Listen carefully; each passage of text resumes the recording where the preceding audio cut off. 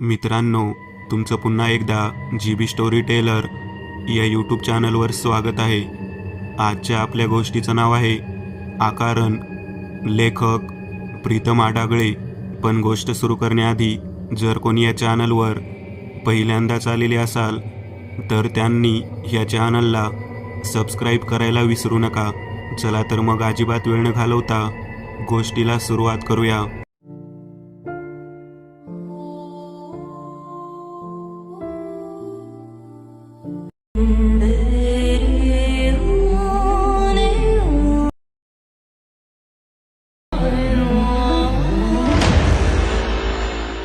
आजच माझं शिफ्टिंग माणगाव येथे झालं. मी एक प्राथमिक शाळेचा शिक्षक आहे. आता 26 वर्ष पूर्ण झाले आणि अजून एक माझे नाव आनंद. तर आजच माझी माणगाव येथे प्राथमिक शिक्षक म्हणून बदली झाली आणि 2 दिवसात मला तिथं रुजू होण्यासाठी सांगितलं. त्यामुळे माझी सगळी सोय लावण्यासाठी मला आता एकच दिवस शिल्लक होता. माणगाव येथे पोहोचल्यावर सगळ्यात आधी मी तिथल्या पाटलांना भेटलो. चहा वगैरे तिथं झाला. माझी राहण्याची सोय करावी अशी मागणी मी त्यांच्याकडे केली आहे. परंतु आता सध्या इथं कुणाच्याच घरी राहण्यासाठी खोली वगैरे नाही असं त्यांनी सांगितलं. मी थोडा निराश झालो. परंतु मी त्यांना असं म्हटल्यावर ते एवढे का आश्चर्यचकित झाले आणि घाबरले असतील मला समजले नाही. मी फक्त त्यांना एवढंच म्हटलं की मी एक घर आता येताना पाहिलं आहे, तर मी त्या घरात राहू शकतो का. त्यांनी विचारल्यावर मी म्हणालो की त्या नदीच्या पलीकडे ते घर.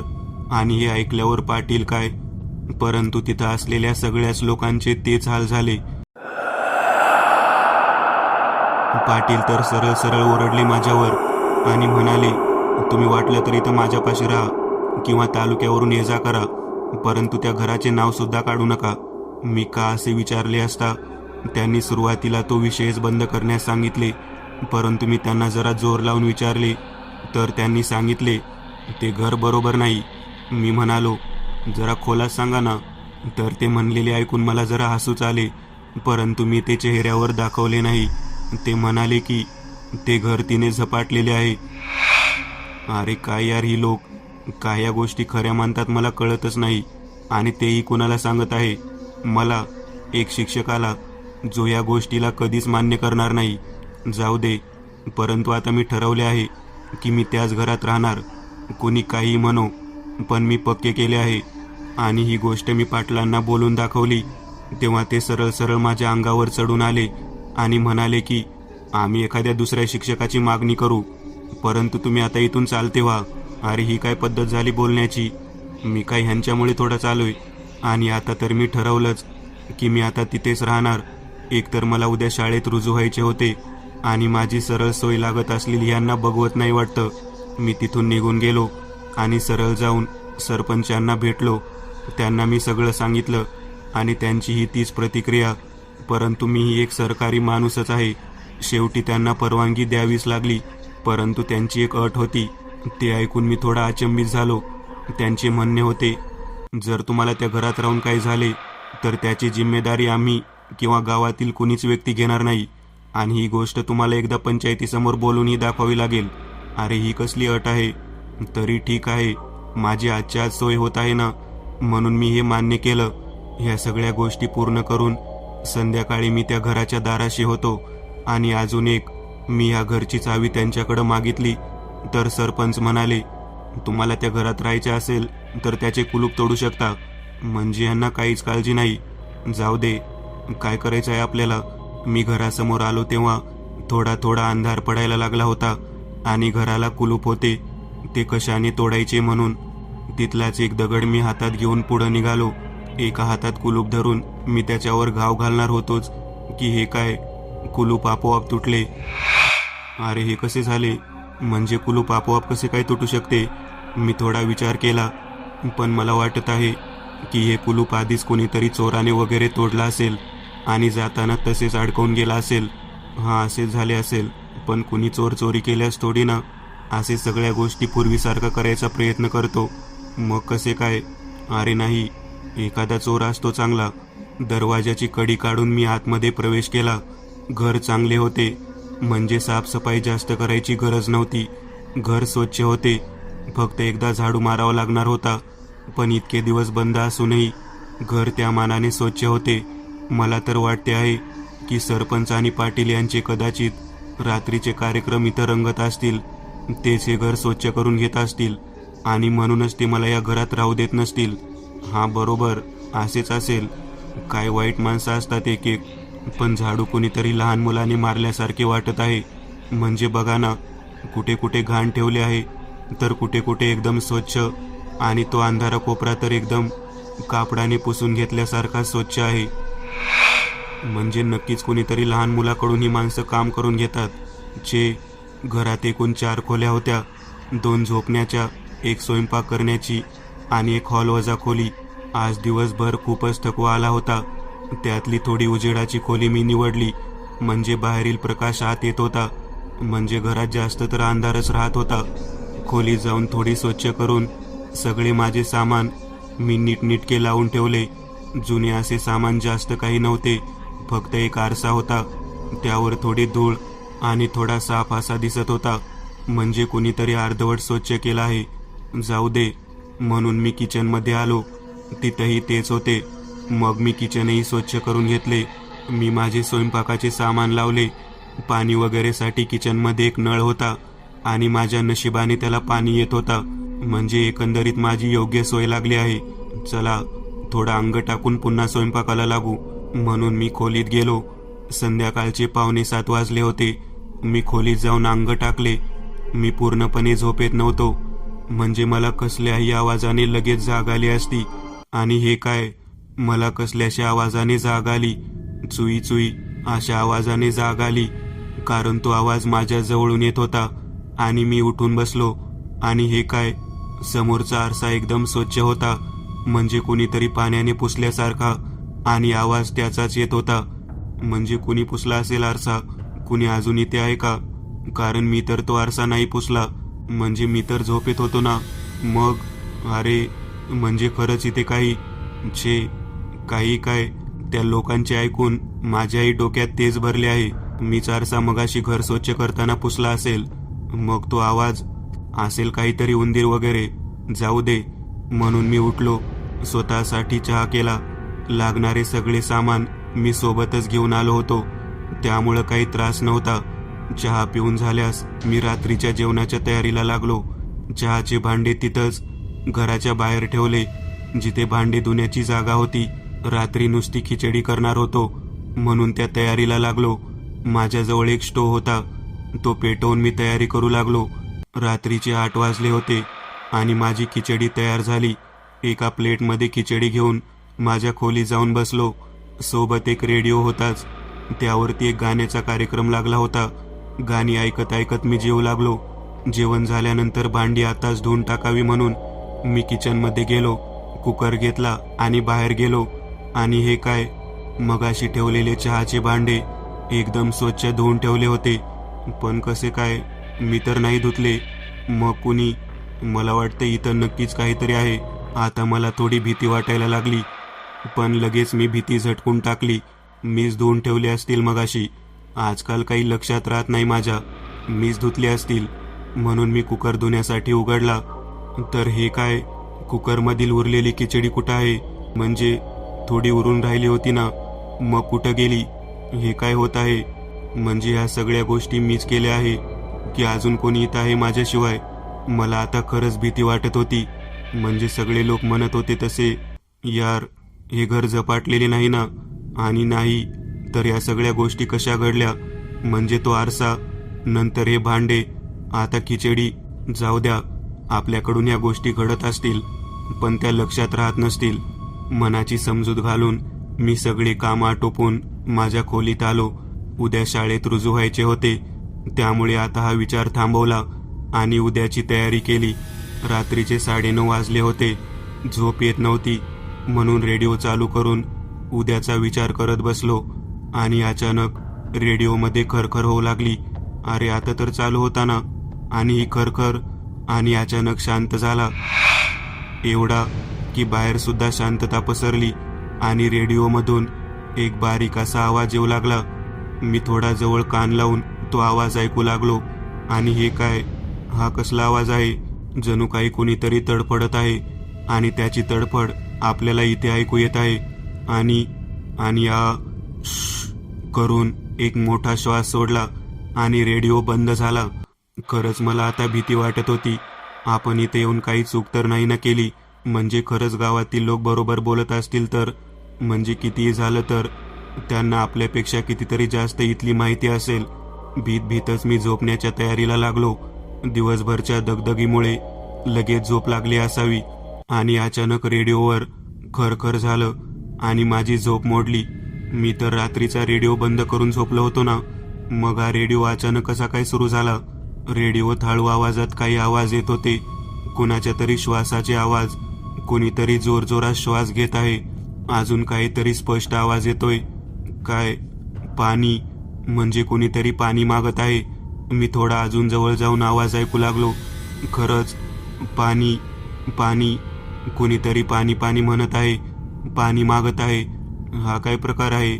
हे रेडिओवाले काय ऐकू घालत आहेत? पण खरंच हे रेडिओवाले आहेत की अजून काहीतरी? कारण रेडिओ आपोआप चालू झाला होता. हा काय आवाज येतोय? कोणीतरी हसत आहे, पाणी मागत आहे. आणि फट आवाज होऊन रेडिओ बंद पडला. आता मला घाम फुटू लागला होता. हे नक्कीच काहीतरी अमानवी आहे. गावकरी सांगत होते ते खरं आहे. नक्कीच इथे काहीतरी आहे. हे घर झपाटलेले आहे. माझ्या अंगात आता भीती शिरत होती. माझ्या सर्वांगाला घाम फुटला होता. बाहेरील वातावरणही काही वेगळेच होते. बाहेरील हवा पूर्णपणे बंद होती. एक झाडाचं पानही हालत नव्हते. आणि एवढ्यात दन दन खिडकी 2 वेळेस आदळली आणि खरंच माझी भीतीने गाळण उडाली. माझे अंग थरथर कापू लागले. खरंच सांगतो, माझी हालत खूपच वाईट झाली. अचानक घरातील लाईट गेली आणि मिट्ट काळोख पसरला. हे काय होते काहीच कळत नाही. मी खाटाच्या एका कोपऱ्यात जाऊन बसलो, गोमटून घेऊन. म्हणजे या अंधारात काहीतरी नक्की आहे, जे आता माझ्या जवळ येऊ शकतं. मी डोळे गच्च मिटून घेतलेत. एका कोपऱ्यात पाय दुमडून बसलो. अचानक लाईट आली. मी डोळे उघडले. सगळं काही शांत झालं. मी थोडा वेळ तसाच गप्प बसलो. अजून काही होतंय का? परंतु काहीच घडलं नाही. मी अर्धा तास तसाच बसून होतो. घड्याळात रात्रीचे 2:30 वाजले होते. म्हणजे सकाळ होण्यास अजून खूप वेळ बाकी होता. मी सकाळपर्यंत असेच बसून राहणे ठरवले आणि मला कधी झोप लागली काय माहीत. सकाळी जेव्हा जाग आली तेव्हा 8 वाजले होते आणि मी तसाच बसल्या बसल्या झोपलो होतो. मला जाग आली तेव्हा बाहेर चांगलेच उजाडले होते. का नाही, आता 8 वाजले होते. मी पटपट सगळे आवरून घेतले. सकाळचा नाश्ता आणि चहा बनवला. यातच 9:30 वाजले. म्हणजे उशीर होण्याचे लक्षण होते. सकाळी भांडे आणि घर तसे सोडून घराला कुलूप लावून आधी होतं तसेच लटकावून बाहेर पडलो. फक्त एक गोष्ट मी लक्षात ठेवली की भांडी आणि घर आवरण्याची बाकी आहे. आल्यास बघू काय घडते का ते. हा विचार करत करत मी शाळेत पोहोचलो. शाळेत माझ्या राहण्याबाबत चौकशी झाली, परंतु मी त्यांना तालुक्याला राहतो आहे असे सांगितले. शाळेचा दिवस ओळख पाळख करण्यातच गेला. आज माझा वर्ग आणि विद्यार्थी यांच्यात बोलण्यात गेला. संध्याकाळी 5 वाजता मी घरी आलो. मनात सारखी धाकधूक होती की काही नवीन बघायला भेटते का. परंतु आज खरंच काहीच नव्हते झाले. म्हणजे भांडी ही तशीच पडली होती. घरातील सगळे मी जाताना ठेवून गेलो होतो तसेच होते. म्हणजे काल जे घडले ते सगळे भास होते. तर माझ्या मनाने हे पक्के केले. सगळे कामावरून जेवण करून मी माझ्या खोलीत गेलो. आज थोडे काम दिले होते शाळेतील, ते पूर्ण केले आणि लवकरच झोपी गेलो. कदाचित मला वाटत आहे 1 तासाने मला जाग आली. कोणीतरी दरवाजा वाजवत होतं माझ्या खोलीचा. मी जागेवरच उठून बसलो. सलग माझी आता भीतीने अवस्था पूर्णच गळून गेली होती. यावेळेला कोण दरवाजा वाजवत आहे आणि तेही माझ्या खोलीचा. म्हणजे मुख्य दरवाजा उघडून कोणीतरी आत आला आहे आणि आता माझा दरवाजा वाजवत आहे. आणि हे काय, दरवाजाची कडी आपोआप उघडत आहे. दरवाजा पूर्णपणे उघडला गेला आणि दरवाजात कुणीतरी उभा आहे. एक मुलगी. हो, एक मुलगी 13-14 वर्षांची. खाली मान घालून, तोंडावर पूर्णपणे केस असलेले आणि तोंडातली तोंडातच काहीतरी पुटपुटत आहे. मध्येच हसत आहे. हा काय प्रकार आहे? कोण आहे ही मुलगी आणि घरात कशी काय आली आणि हिने दरवाजा कसा काय उघडला? मी आता भीतीने थरथर कापू लागलो. माझे अंग घामाने डगमगले. ही कोण मुलगी आहे काहीच कळत नव्हतं. कपडे मळलेले, तोंडातून लाळ टपकत होती आणि तिच्या हरकती थोड्या थोड्या लहान मुलांसारख्या होत्या. म्हणजे मला असं वाटत आहे की ही मुलगी मंद आहे. हो, खरंच ही बुद्धीने थोडी कमी आहे. अचानक ती चालू लागली आणि खोलीत आली. तिचे माझ्याकडं थोडंही लक्ष नाही. ती सरळ खोलीतील आरशापुढे जाऊन उभा राहिली आणि तिने आता स्वतःला पाहण्यासाठी वर चेहरा केला. आणि हे काय, तिचा चेहरा किती भीतीदायक आहे. चेहरा पूर्णपणे सडला आहे, डोळे पांढरे पडले आणि तिचे डोळे तर इतके सुकले आहे की तुटून पडू शकतील. आणि आता लाळेच्या जागी तिथून रक्त निघत आहे. अरे देवा, हा काय प्रकार आहे? आणि ती आरशात माझ्याकडेच बघून हसत आहे. काय तिचे दात काळे कुट्ट. हे सगळं बघून मला आता चक्कर येण्याची बाकी होती. आणि अचानक ती स्वतःच किंचाळू लागली. स्वतःच मोठमोठ्याने रडू लागली, चित्कार करू लागली आणि खोलीतल्या सगळ्या गोष्टी इकडून तिकडे उडून पडू लागल्या. मी ज्या खाटेवर होतो ती खाट अचानक जागेवर उचलली गेली आणि मी उडून पडलो. अचानक माझ्या गालावर जोरात फटका पडला आणि मी जागचा उडून पडलो. जोरजोरात माझ्या पोटात लाथाबुक्या पडू लागल्या, एवढ्या जोरात की माझ्या पोटातून एक रक्ताची एक गुळणी निघाली आणि मी जागीच निपचित पडलो. सकाळी जाग आली तेव्हा घरात काही माणसं आली होती. सगळ्यांनी नाक दाबून धरले होते. ते माझ्याही खोलीत आले. मी खाटेवर बसलो होतो. मी एकाला रात्रीचा प्रकार सांगू लागलो, परंतु त्याचं माझ्याकडे लक्ष नव्हतं. आणि हे काय, माझ्याकडं कुणाचंच लक्ष नव्हतं. आणि त्यातच एक गोष्ट माझ्या कानावर पडली. मी म्हणलं होतं मास्तरला नका राहू इथं, परंतु त्यांनी खूपच वाद घातला. अरे तिला नक्की काय हवं आहे हे नक्की कुणालाच माहिती नाही. उगाच लोकांचा जीव घेते. इथं कोणीच एका रात्रीपेक्षा जास्त टिकलं नाही, म्हणूनच आम्ही हे घर बंद केलं आहे. अरे त्या लक्ष्मीने तिच्या आईबापाला सोडलं नाही. झोपेत असतानाच त्यांचा जीव घेतला. ती डोक्याने कमी होती तर तिचे आईबाप तिला रोज रात्री बांधून ठेवायची याच खोलीत. आणि काय झालं त्या रात्री, ती कशी तरी सुटली आणि तिने सरळ तिच्या आईबापाचा जीव घेतला. आणि आईबाप गेल्यास तिला दार उघडायचं कळलं नाही, ना काही खाण्यापिण्याचे. आणि मग स्वतःही तडफडून मेली आणि इथं आलेल्या कुणालाही उगाच मारू लागली. तिचा उद्देश काय आहे कुणालाच माहीत नाही. आणि आता हे मास्तर म्हणजे मी मेलो आहे. हो, त्या कोपऱ्यात माझे शरीर पडले आहे. रात्रीच मी त्या जागी गेलो आणि त्या कोपऱ्यात कोण उभा आहे? ती तर लक्षी माझ्याकडे बघून खुनशी हसत आहे. मी एक नवीन चॅनल ओपन करत आहे. त्यावर तुम्हाला ॲनिमेटेड हॉरर स्टोरीज पाहायला मिळतील. त्या चॅनलची लिंक या व्हिडिओच्या डिस्क्रिप्शनमध्ये दिलेली आहे. चॅनलला सबस्क्राईब करायला विसरू नका. मित्रांनो, आज पुरतं एवढंच. तुम्हाला जर काही गोष्ट आवडली असेल तर नक्की लाईक करा. तुमच्यापैकी बरेचसे जण व्हिडिओ लाईक न करताच पळून जातात, पण हा जर व्हिडिओ तुम्ही लाईक केला तर मला जरा बरं वाटेल आणि असेच भारी भारी व्हिडिओ बनवायची माझ्यात एनर्जी येईल. त्यामुळे नक्की लाईक करा.